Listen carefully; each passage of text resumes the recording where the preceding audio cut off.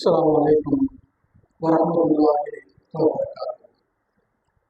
إن الحمد لله نحمده ونستعينه ونستغفره ونعوذ بالله من شرور أنفسنا ومن سيئات أعمالنا من يهده الله فلا مضل له ومن يضلل فلا هادي له. أشهد أن لا إله إلا الله وحده لا شريك له وأشهد أن محمدا عبده ورسوله.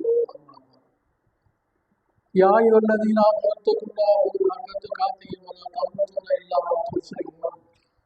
يا أيها الذين آمنوا اتقوا الله وقولوا قولا سديدا يصلح لكم أعمالكم ويغفر لكم ذنوبكم يطيعوا الله ورسوله فقد فاز فوزا عظيما.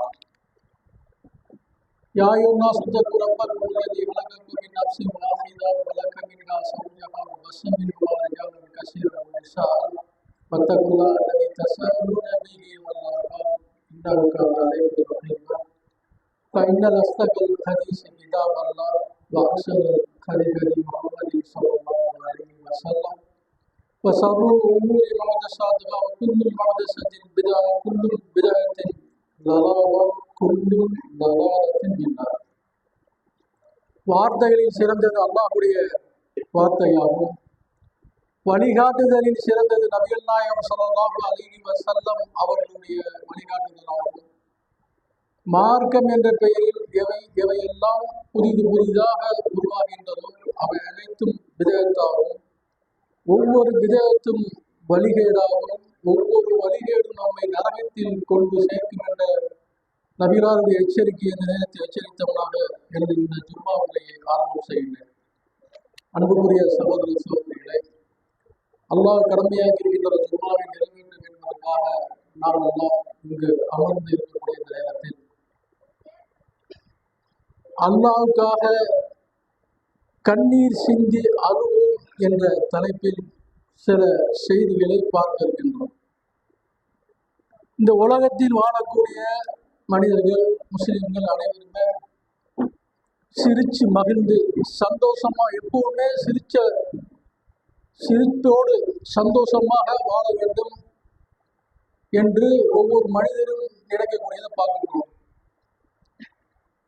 இந்த சிரிப்புக்கென்ற சில கிளப்புகளை சில நாடுகளிலே உருவாக்கி இருக்கிறத பார்க்கிறோம்.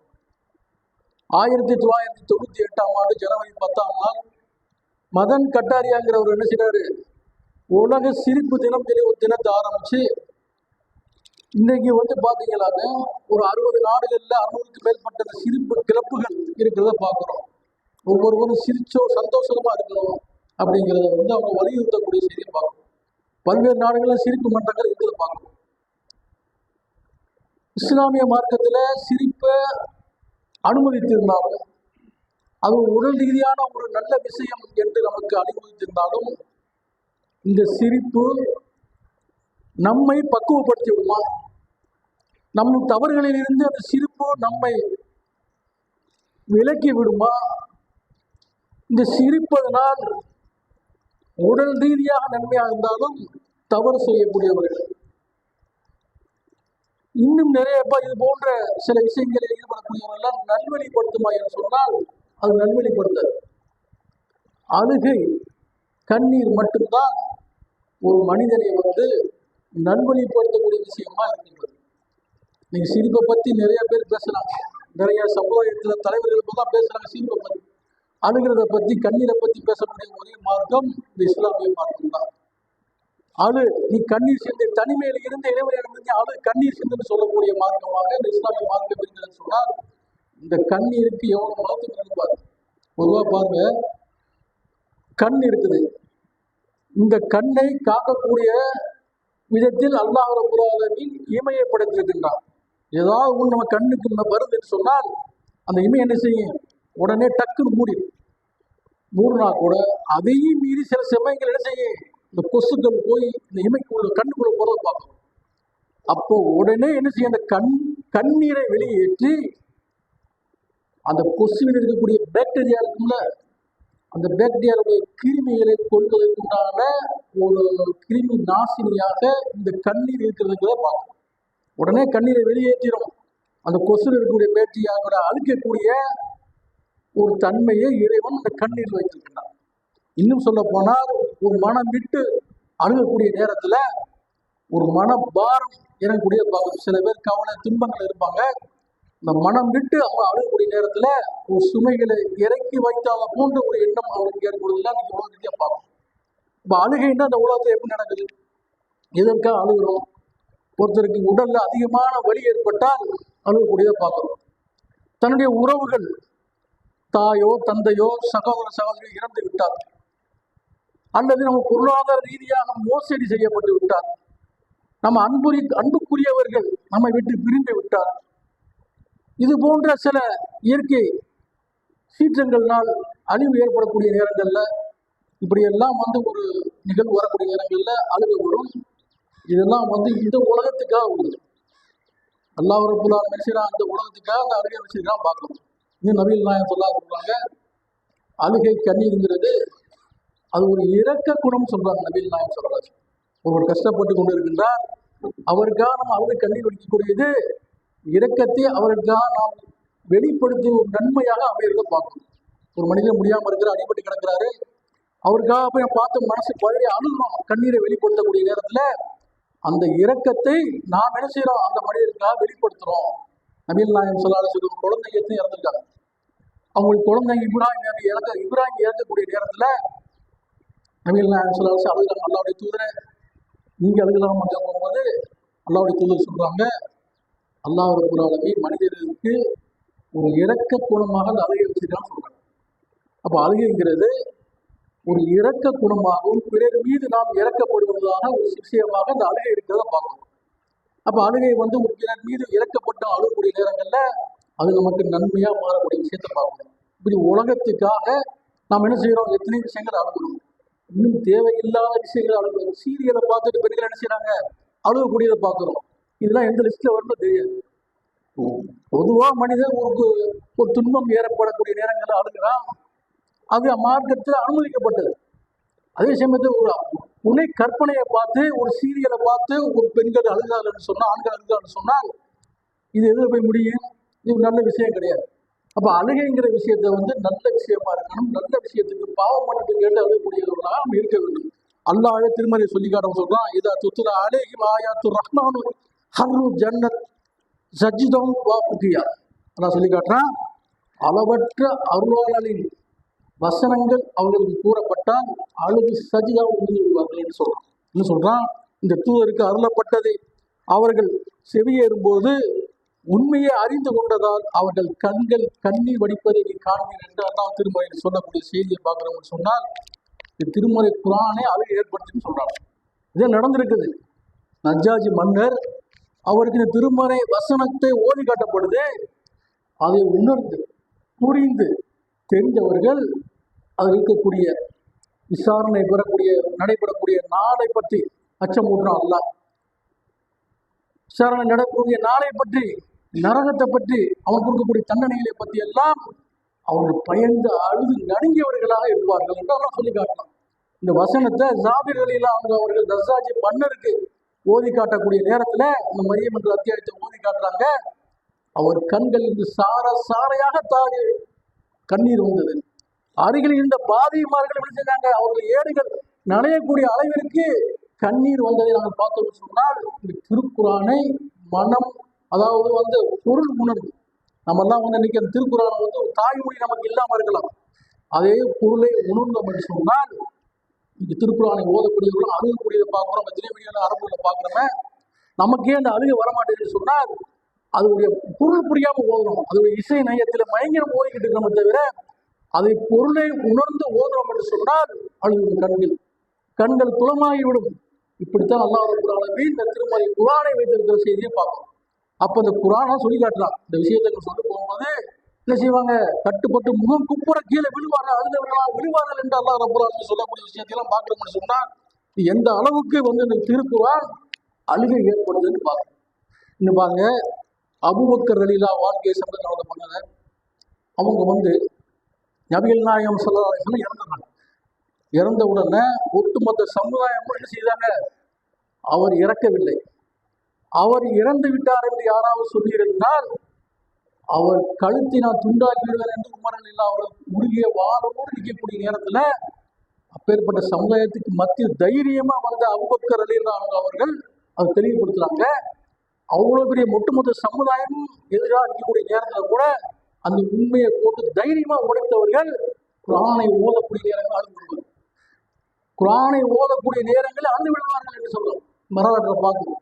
ஒரு முறை மக்காவில் குரானை ஓதி தொழு வைக்கக்கூடிய நேரத்துல அழுது தொழு வைக்கிறத பார்த்த உடனே மக்கத்து காபீர்கள்லாம் ஹினானா அவர் பொறுப்பேற்றுக்கின்றவர்கள் சொல்றாங்க, இவர் வீட்டுக்குள்ள போய் தொழுகை சொல்லிக்கும் போது இவர் தொழுகிறத பார்த்து, இவர் இந்த குரானை ஓதி அழுது தொழுவதை பார்த்து எங்களுடைய மனைவி பிள்ளைகள் எல்லாம் இஸ்லாத்துக்கு வந்துவிடுவோம், நாங்கள் அஞ்சுகிறோம் என்று சொல்லக்கூடிய அளவிற்கு அபூபக்கர் சித்திக் ரலியல்லாஹு அவர்கள் அழுதிருக்கிறார் என்று சொன்னால், எந்த அளவுக்கு இந்த குரானை அவர் உண்மையாக விளங்கிய தண்டனையை, அல்லாஹ்வுடைய தண்டனையை, விசாரணையை, நரகத்தை பற்றி எல்லாம் புரிந்து அவர் இருந்திருப்பார். அது மட்டுமல்ல, நபிகள் நாயகம் ஸல்லல்லாஹு அலைஹி வஸல்லம் சொல்றாங்க, குரானை எனக்கு ஓதி காட்டுங்க அப்படின்னு சொல்றாங்க. நபித்தோழர்கள், அல்லாஹ்வுடைய தூதரே, இந்த குரான் உங்களுக்கு தானே இறக்கப்பட்டிருக்குது, எங்களை ஓதி காட்ட சொல்லி இல்லை, நீங்க ஓதி நான் கேட்கறது அப்படி சொல்றாங்க. அப்ப அந்த நபித்தோழர் குரானை ஓதுறாரு. ஓதிக்கிட்டே இருக்கக்கூடிய நேரத்துல என்ன நடக்குதுன்னு சொன்னால், ஓதிக்கிட்டே இருக்கிறாங்க. ஓதிக்கிட்டே இருக்கிற வசனத்தை கடந்து வர்றாங்க. 4வது அத்தியாயம் 41 வசனத்தை வரப்போகும்போது அதுல ஒரு வசனம் வருது. ஒவ்வொரு சமுதாயத்திற்கும் ஒவ்வொரு நபிமார்கள் அனுப்பிச்சிருக்கிறோம். அவர்களுக்கு எதிராக அவர்களை சாட்சியாக நாம் கொண்டு வருவோம். ஒவ்வொரு சமுதாயத்துக்கும் நபிமார்கள் அனுப்பிச்சிருக்கிறோம். அவங்களுக்கு எதிராக அந்த நபிமார்களை சாட்சியாக கொண்டு வருவோம். உன்னுடைய சமுதாயத்துக்கு உண்மை சாட்சியாக நாம் கொண்டு வரக்கூடிய நேரத்தில் அவங்க நிலையை பார்க்கணுமே என்ற அந்த வசனத்தை 4வது அத்தியாயம் 41வது வசனத்தை கடந்த உடனே நான் திரும்பி பார்த்தேன். அல்லாஹ்வுடைய தூதருடைய கண்கள் சாரையாக நீங்க வந்து நான் பார்த்தேன். நிறுத்து போகுது. அப்போ அல்லாஹ்வுடைய தூதர் இந்த சமுதாயத்தின் மேலே எவ்வளவு அக்கறை வச்சிருக்காங்க.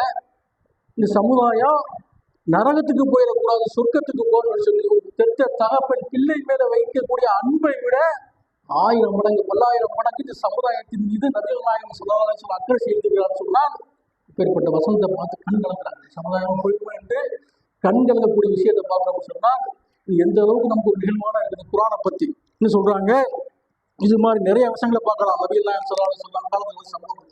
இந்த குரானை ஓதக்கூடிய நேரங்கள்ல அவர் அழுகுவார். அது காரணம் என்னன்னு சொன்னால் அதுக்கு ஒரு விஷயங்களை விளங்குறதுனால.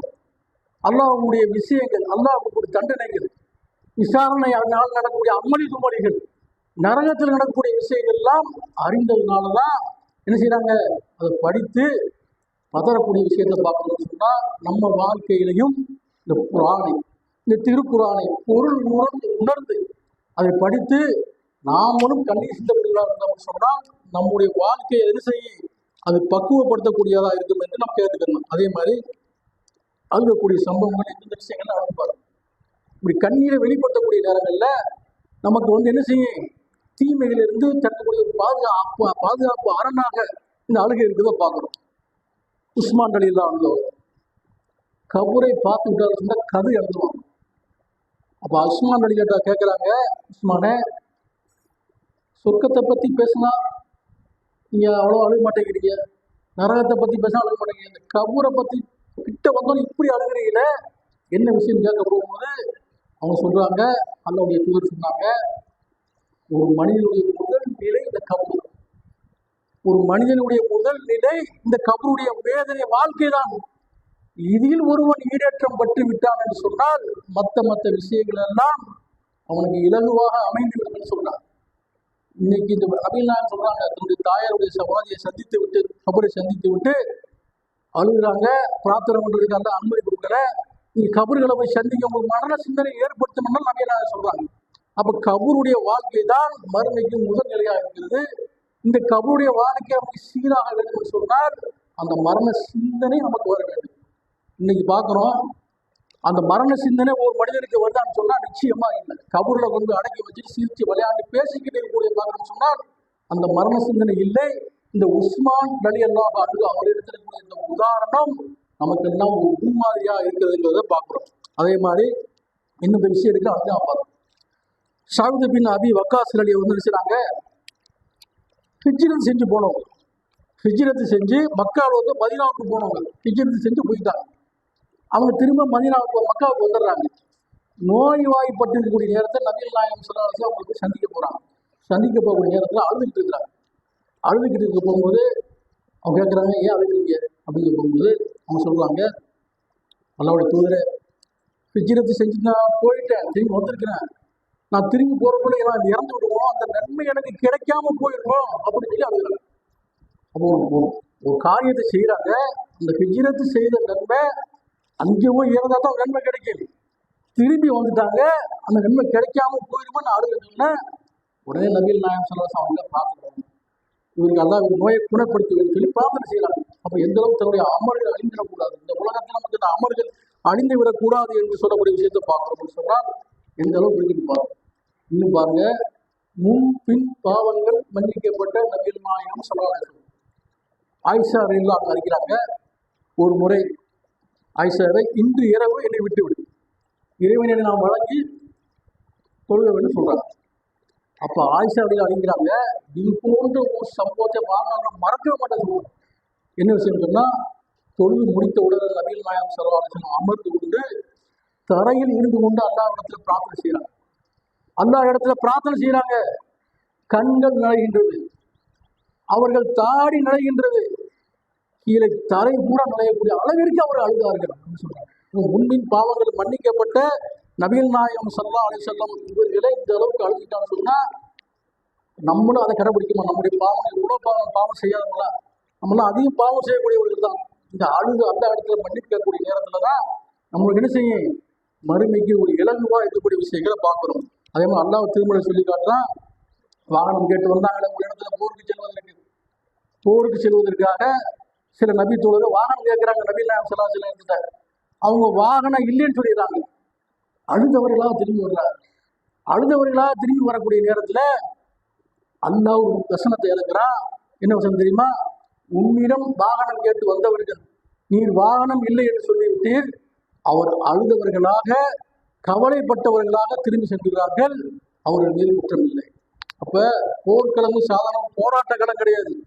ஒரு போராட்ட காலத்துக்கே வண்டியை கொண்டாந்து நிப்பாடி கூப்பிட்டா கூட எனக்கு வேலை இருக்கு உனக்கு வேலை இருக்கு நல்ல விஷயங்களுக்கு போறாங்கன்னா, ஒரு போர்க்களத்துக்கு வந்துட்டு போக முடியவில்லையே, கலந்து கொள்ள முடியவில்லை என்று சொல்லி அந்த அளவுக்கு அவங்க ஆதங்கப்படுறாங்க சொன்னா, கவலைப்படுறான்னு சொன்னா, அழுகிறார் என்று சொன்னால் எந்த அளவுக்கு ஈமானிய உறுதி அவர் இடத்துல இருக்குன்னு பாருங்க. அதே மாதிரி நபிகள் நாயகம் ஸல்லல்லாஹு அலைஹி வஸல்லம் அவங்க ஒரு முறை எங்களுக்கு ஒரு உரை நிகழ்த்தினார். அது போன்ற ஒரு உரையை நாங்கள் வாழ்நாளில் கேட்டதே இல்லை. என்ன சொல்றாங்கன்னு சொன்னா, நான் அறியக்கூடிய விஷயங்களை நீங்கள் அறிந்தீர்கள் என்று சொன்னால் நீங்கள் குறைவாக சிரிப்பீர்கள், அதிகமாக அழுவீர்கள் என்று சொல்றாங்க. அப்ப மக்கள் எல்லாம் தலையை குப்புற போட்டு சத்தமிட்டு அழுகிறதா சொல்றாங்க. கூடிய இந்த மக்கள் எல்லாம் நபிகள் நாயகம் ஸல்லல்லாஹு அலைஹி வஸல்லம் உடனே நிறுத்தக்கூடிய நேரத்துல அவங்க இந்த மாதிரி சொன்னோம்னா சத்தமிட்டு தோழர்கள் அழுதாங்க. அப்போ ஒரு சோழ கேட்கிறாரு, அல்லாஹ்வுடைய தூதரே, என்னுடைய தந்தை யார் அப்படின்னு கேட்கிறாரு. இன்னும் அவங்க தந்தை சொல்லுவோம், அதான் வசனம் திறக்கிறான், இந்த நபியிடம் திரும்பி திரும்பி விசாரிக்காதீர்கள், உங்களுக்கு உண்மை வெளிப்பட்டு விட்டால் மனக்கவலை அடைவீர்கள் என்று சொல்லக்கூடிய வசனங்கள் அல்லாஹ் வெளியேற்றார் சொன்னா, அப்படியே மக்கள் எழுச்சினாங்க. அழுகையிலேயே தனிமையிலே இருந்து மக்களை அழுகக்கூடிய, பாரத்தை இறக்கக்கூடிய, பாவத்தை மன்னிக்கக்கூடிய காரியமாக இந்த அழுகை இருக்கிறத பார்க்கணும்.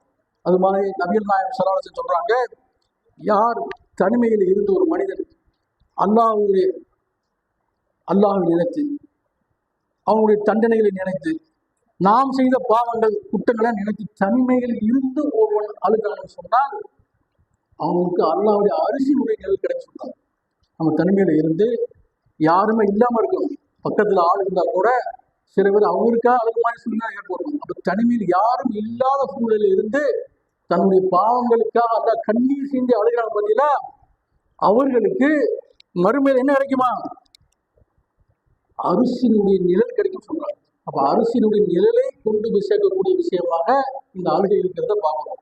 இன்னும் சொல்ல போனா பெண்களை பொதுவாக பாருங்க, அடிக்கடி உணர்ச்சி வசப்படக்கூடியவர்களாக பெண்கள் இருப்பாங்க. சின்ன சின்ன விஷயங்களுக்கெல்லாம் அழுகக்கூடியவர்களா இருப்பாங்க, அற்பமான விஷயங்களுக்கு அழுவாங்க. ஆனா ஆயிஷா ரலியல்லாஹு அழுகிறாங்க சொன்னா, ஹஜ்ஜுக்கு போயிடுறாங்க. ஹஜ்ஜுக்கு போயிருக்கக்கூடிய நேரத்துல அவங்களுக்கு மாதவிடாய் ஏற்பட்டு இந்த இபாதத்தை செய்ய முடியவில்லை என்று அழுகிறாங்க.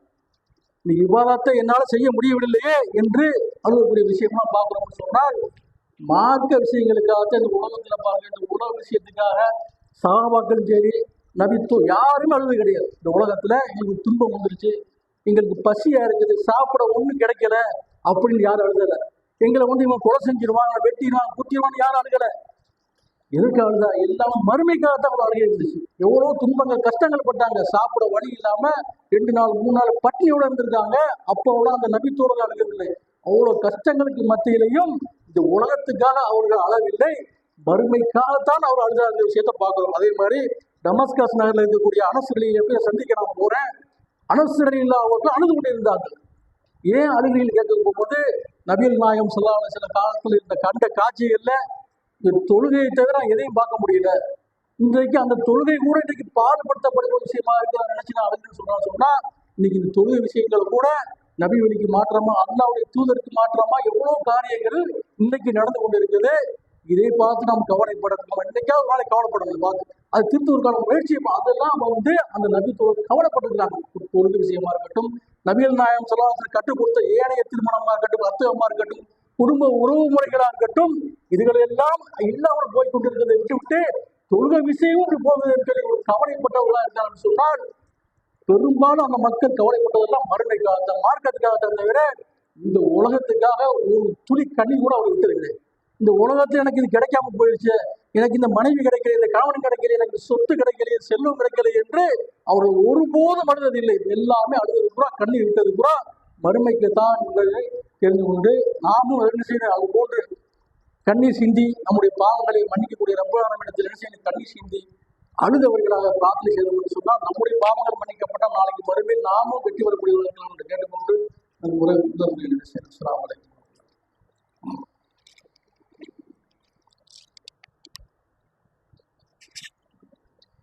அஸ்ஸலாமு அலைக்கும். இன்னும் சில சமுதாயங்களை செய்யணும்னா பிற மக்களை அழிவை வச்சு வேடிக்கை பார்க்க முடியும். இந்த உலகத்தில் நடக்கும்.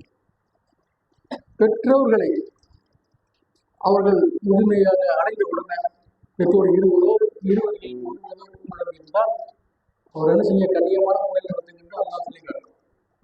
சீன் கூட சொல்லி. இன்னைக்கு நிறைய பிள்ளைகள் நம்ம சமுதாயத்திலேயே இந்த பெற்றோர்கள் வெளியே துரத்தி அந்த பெற்றோர்கள் கண்ணீர் கமலமாக அழுது கொண்டு பார்க்கணும்னா இது அவ்வளவு. அது மாதிரி கடன் பட்டவர்கள் கடன்பட்டவர் வட்டிக்கு வாங்கி நகையில வச்சு ஆஸ்பத்திரிக்கு செலவு செஞ்சு நடுத்த ரோட்டில் வந்து கதறிக்கு நிற்கிறாங்களே, அதை பார்த்து சமுதாயத்தில் இருக்கக்கூடிய பொருள் செல்வந்தர்கள் அதை பார்த்து ரசித்து கொண்டுதான் பார்க்கணும். அது மாதிரி சில சமுதாயங்கள் பாதிக்கக்கூடிய நேரம் பாலஸ்தீனம் போன்ற பகுதிகள் எல்லாம் சமுதாயங்கள் பாதிக்கக்கூடிய நேரங்கள்ல அந்த மக்கள் வெடிக்கக்கூடிய கண்ணீர் அதிகம் போன்ற அந்த அரபு நாடுகள்லாம் பார்த்து ரசிக்கக்கூடிய சொன்னால் எந்த அளவுக்கு மோசமான விஷயம். எப்படி ஒரு பெற்றோரை நடுத்தெருவின் மகன் ரோட்டில் விட்டானோ, எப்படி ஒரு செல்வம் தான் கடனாளியை நடு ரோட்டில் விட்டானோ, ஒரு சமுதாயத்தையே அதை விட்டு மற்ற சமுதாயங்களை வேடிக்கை பார்க்கணும்னு சொன்னால் இது அந்த இடத்துல கடுமையான தண்டனையை பெறக்கூடிய விஷயமா என்று சொன்னால், இது போன்ற விஷயங்கள்ல எவ்வளவு செய்த அக்கறை எடுத்து நம்முடைய பெற்றோர்களாக இருந்தாலும் சரி, அவங்க கண்ணிலிருந்து கண்ணீர் வராத அளவிற்கு நம்ம பார்க்க முடியாது. அதே மாதிரி செல்வந்தர் அல்லாம செல்வத்தை கொடுத்துருக்கான்னு சொன்னால் கடன்பட்டவர்கள் நல்லா சொல்றாங்க, கடன்பட்டவர்களுக்கு உதவி செய்யுங்க, அவங்க ஹெல்ப் பண்ண சொல்றாங்க, அதையும் செய்யக்கூடியவா இருக்கவர்கள் குறைஞ்சபட்சம் இந்த மாதிரி சமுதாயங்கள் பாதிக்கக்கூடிய அக்கறை செலுத்தியுள்ளாங்க. அல்லாம கொடுத்த இறக்க குணத்தை ஒருவர் பாதிக்கப்படக்கூடிய நேரத்துல நம்மளால உதவி செய்ய முடியல, எதுவுமே செய்ய முடியாவிட்டால் கூட அவர்களுக்காக ஒரு துளி கண்ணீர் செஞ்சு அவர்களுக்காக ஆந்தோலனம் சொன்னால் அதுவும் நமக்கு நன்மையாகும். ஆகையால் இது போன்ற விஷயங்களில் நாம் செஞ்சு பங்கெடுத்து அந்த நன்மக்களாக ஆக்க வேண்டும் கேட்டுக்கொண்டு உரை நிறைவு செய்கிறேன். அஸ்ஸலாமு அலைக்கும் வரஹ்மத்துல்லாஹி வபரகாத்துஹு.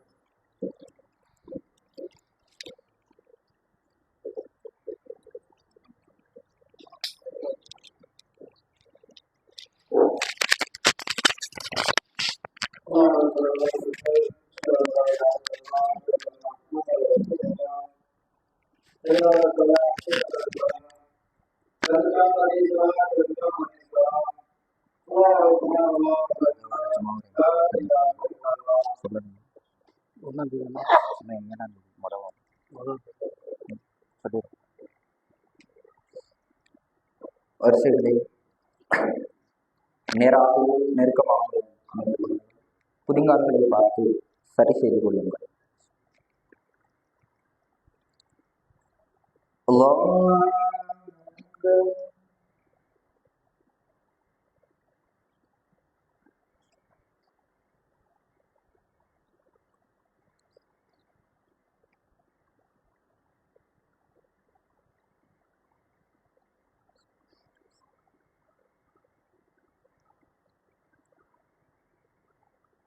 Alhamdulillahi Rabbil Alamin Ar-Rahmanir Rahim Maliki Yawmiddin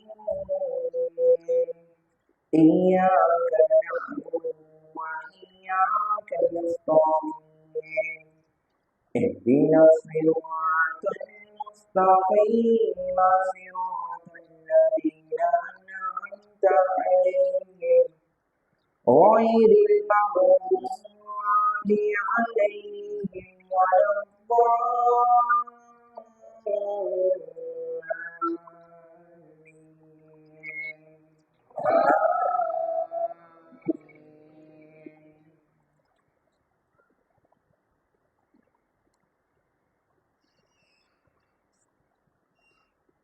سبح اسم ربك الأعلى الذي خلق فسوى والذي قدر فهدى والذي أخرج المرعى فجعله غثاء أحوى سنقرئك فلا تنسى إلا ما شاء الله إنه يعلم الجهل وما يخفى ونيسرك لليسرى فذكر إن نفعت الذكرى سيذكر من يخشى ويتجنبها الأشقى الذي يصلى النار الكبرى ثم لا يموت فيها ولا يحيا قد أفلح من تزكى وذكر اسم ربه فصلى بل تؤثرون الحياة الدنيا والآخرة خير وأبقى إن هذا لفي الصحف الأولى صحف إبراهيم وموسى. الله أكبر.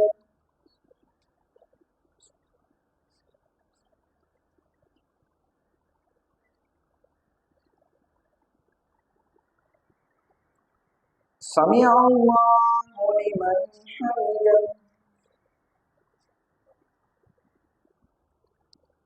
الله أكبر.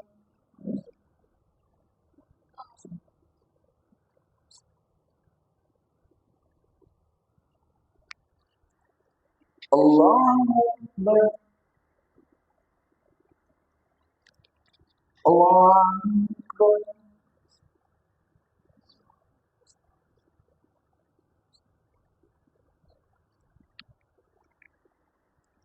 الله أكبر. الحمد لله رب العالمين الرحمن الرحيم مالك يوم الدين إياك نعبد وإياك نستعين اهدنا الصراط المستقيم صراط الذين أنعمت عليهم غير المغضوب عليهم ولا الضالين.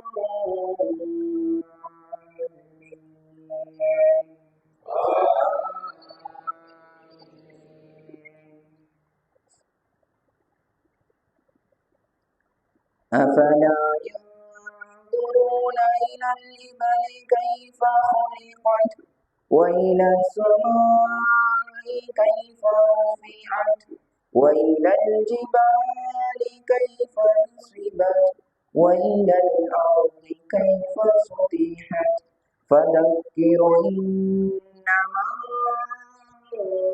تذكر لست عليهم بمسيطر إلا من تولى وكفر فيعذبه الله العذاب الأكبر إن إلينا إيابهم ثم إن علينا حسابهم. الله أكبر.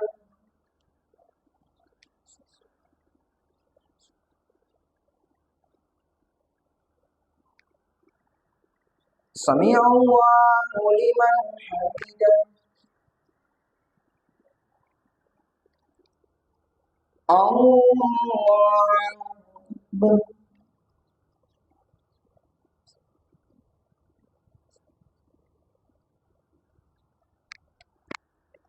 الله أكبر. الله أكبر.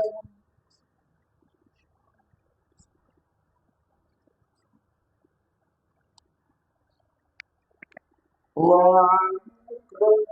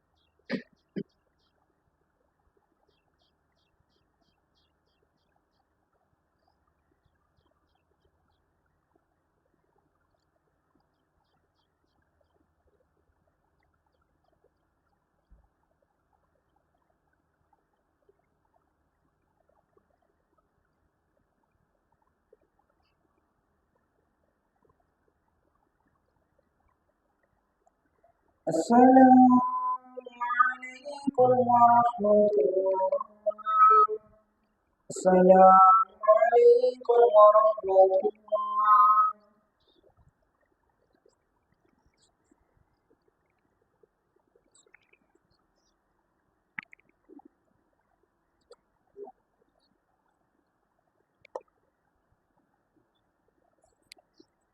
அஸ்ஸலாமு அலைக்கும் வரஹ்மத்துல்லாஹி வபரகாத்துஹு.